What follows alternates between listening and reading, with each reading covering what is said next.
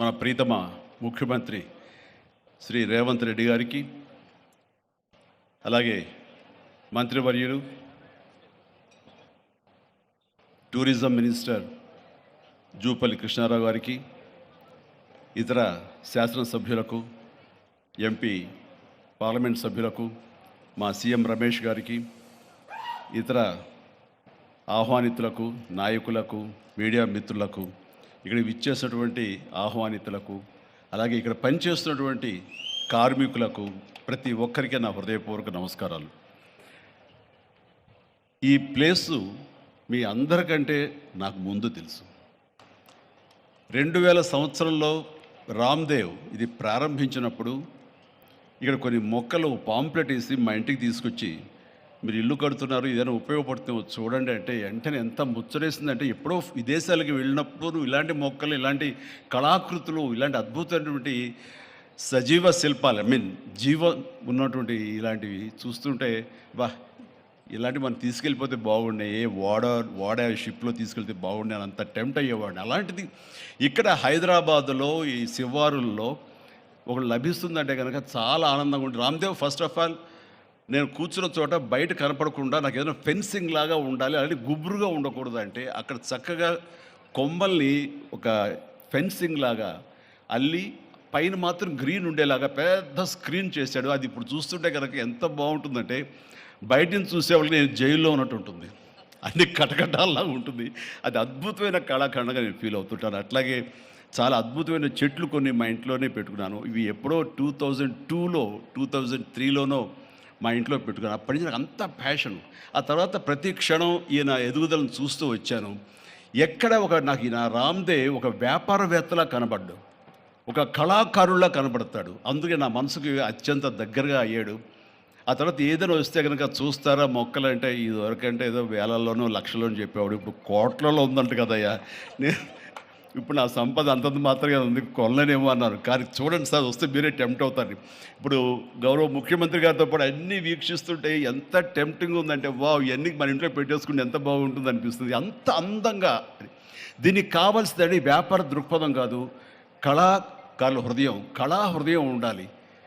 నా మటుకు నేను అతని ఒక కళాకారుడుగాను, ఒక ఆర్టిస్ట్గా చూస్తాను. నేను అంత తపన లేకపోతే, అంత ఇష్టం లేకపోతే సుదీర్ఘకాలం 24-25 ఇయర్స్ పాటు దీని మీద ఎక్స్పెరిమెంట్ చేస్తూ, ఎన్నో చోట్ల రీసెర్చ్ చేస్తూ, ఎక్కడెక్కడ ఏమేమి మొక్కలు దొరుకుతాయి, ఎక్కడెక్కడ ఈ శిలాకృతులు దొరుకుతాయి, ఆ శిలలు ఇక్కడ ఎలా తీసుకురావాలి అని దాని మీద అది దుర్భేద్యం అనుకోకుండా ఇది సాధ్యమే, ఇది మన ప్రాంతం వాళ్ళకి, మన హైదరాబాదుకి, మన స్టేట్కి అందం తీసుకొచ్చేది, మన దేశంలోనే గొప్పగా చెప్పినటువంటి గొప్ప పార్క్ అవుతుందని ఆయన మనసులో మెదిలిన ఆలోచన, ఆయన పడ్డ కష్టం, తీసుకున్న శ్రమ ఈ రోజున ఇక్కడ అద్భుతమైన కళాఖండంగా ఇన్ని ఎకరాల్లో చోటు చేసుకుందంటే కనుక నా భూతో నా భవిష్యత్తు.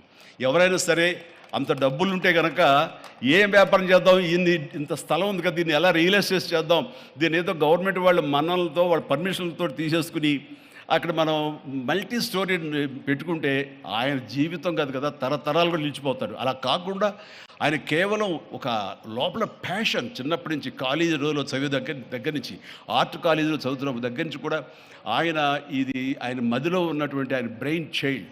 అలాంటి దాన్ని ఈ రోజున ఈ రూపం తీసుకొచ్చారంటే, ప్రతి క్షణం ప్రతి కార్నర్ ముఖ్యమంత్రి గారు చూసి ఎంత ముచ్చటపడిపోతున్నారంటే అంత ఇంత కాదు. ఎలా చేశారు, ఇది ఎలాగ వచ్చింది, అది ఎలా వచ్చింది అని అడుగుతున్నారు. నేను కొన్ని అడుగుతున్నాను. అడిగి ఇది షూటింగ్స్కి ఇస్తారా రామ్దేవ్ అని అడిగితే, ఇస్తానండి కానీ ఫస్ట్ షూటింగ్ మీదైతేనే అన్నాడు. ఇప్పుడు నువ్వు ఆ మాట అన్నావు కదా, ఇప్పుడు కొత్తగా హీరోయిన్ని తీసుకొచ్చి ఆ అమ్మాయితో ఇక్కడ స్టెప్లు వేయాలంటే ఈ ఎండలో ఎలా ఉంటుందేమో తెలియదు, కానీ ఏదో చలికాలం అయినప్పుడు నెక్స్ట్ చలికాలం అయితే చేస్తానయ్యా అన్నారు.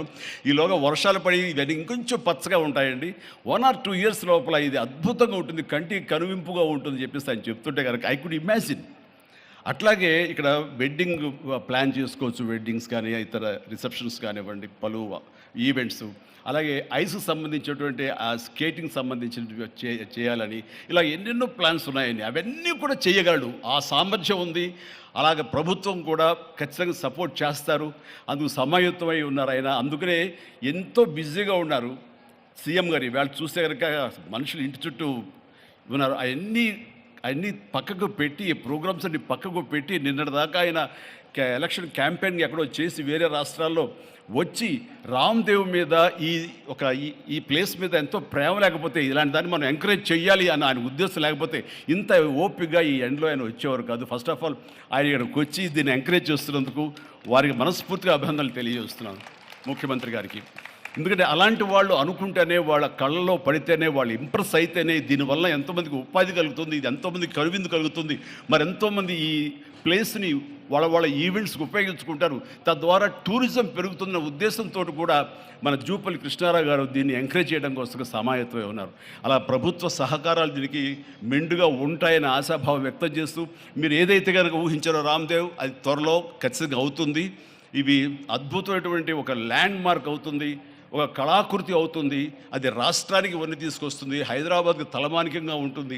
ఒక హైదరాబాద్ ఒక ఇల్లు అనుకుంటే ఇంట్లో ఒక అద్భుతమైన పెయింటింగ్ పెట్టుకుంటే ఎంత బాగుంటుందో, ఆ పెయింటింగ్ ఈ రోజున ఈ ఎక్స్పీరియన్స్ తోటి నేను చెప్తున్నాను, this will be a beautiful piece of art.